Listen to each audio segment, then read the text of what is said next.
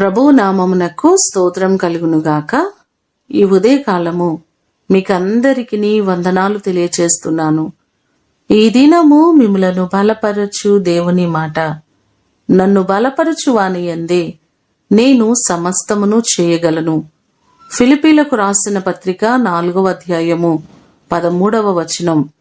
పౌలు మహాశయుడు ఫిలిప్పీ సంఘముతో ఈ మాటలు చెప్పడం మనం చూస్తున్నాం.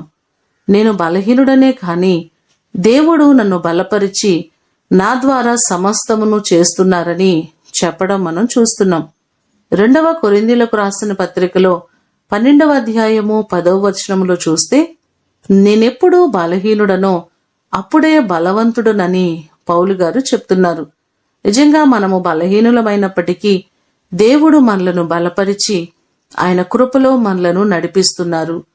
కీర్తనలు 89వ కీర్తన 21వ చరణంలో కూడా చూస్తే, నా చెయ్యి అతనికి తోడయుండును, నా బాహుబలము అతన్ని బలపరుచును అనే మాటలు మనకు కనబడుతున్నాయి. మన జీవితాలను బలపరిచే దేవుడు, మనలను నడిపించే దేవుడు మన దేవుడే. మనము బలహీనులమైన మన ద్వారా అనేకమైన కార్యాలు చేస్తున్నారు మన దేవుడు. ఈ మాటలు వింటున్న మిమ్మలందరినీ దేవుడు బలపరిచి ఆశీర్వదించునుగాక. ప్రార్థన చేసుకుందాం.